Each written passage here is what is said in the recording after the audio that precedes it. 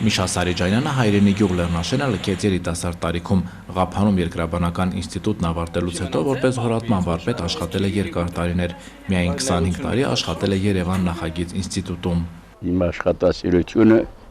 գլոգովաչիլնի երևի ոչ մեկը չի ունեցել։ Քշերը որ ես գնում եմ իրալանդե գործը Երևան նախագիծ ինստիտուտում, ժամի 8-ին արդեն գալիս հասնում եմ իրալ հիմնարկ, բրծած գործը, ստոճկաները տալիս են եղել։ Հիմա սատանա չես դու։ Մենք հələ նորենք եկել հիմնարկի դուռը բացենք,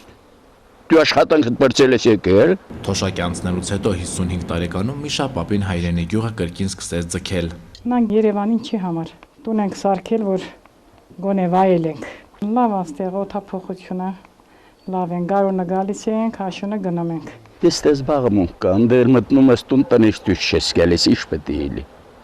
Էլի ծերդ գցում ես եսյանեն ժամանակը տասնում։ 76-ամյա ամուսնու կարծիքին է նաև կինը Վերգուշ Հակոբյանյանը, տաքեր նկնելուն պես ամուսինները գյուղ են շտապում։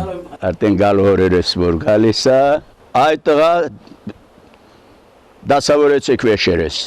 Ճանապարհիր, մաշին ճարի, էս մեկրա, մյուսրա։ Միշա Սարիջանյանը իր առջև նպատակ էր դրել ծննդավայրում տուն կառուցել եւ ընտանիքով այստեղ տեղափոխվել։ Հիմա Լեռնային այս գյուղը շատ լեռնաշենցների համար է ամառային հանգստյան բնակատեղի դարձել։ Ընդհանուր շատ լավ է, բայց դե գյուղ չմնացել։ Սաղ գյուղերն քայքայվել, գյուղ չկա հիմա։ Մարդ չկա։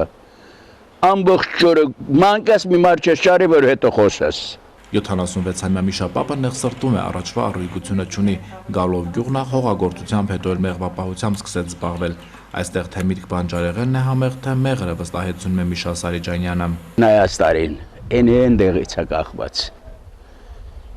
Եթե եղանակները լավ լինի,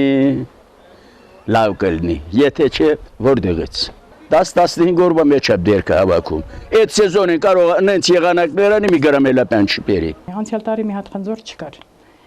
Մեղուն էլ լավ չէր աշխատում։ Այդ ծաղկի ժամանակը կարկուտն եկավ լրիվ փչացրեց։ Մեղրաքամի ժամանակ Օմսկում եւ Երևանում բնակվող տղաները այժմ արդեն Շենաթաղ կոչվող գյուղ կգան, վայելելու 76-ամյա պապի եւ նրա կնոջ ձեռքով քամած անարատ մեղրն ու որոշ ժամանակ միասին մաքուր օդում եւ բաղ աղբյուրների կողքին ամռան մի քանի անմոռացոր անցկացնելու հնարավորություն կունենան։ Արմեն Հովակիմյան, Սիսյանից Լրաբերի համար։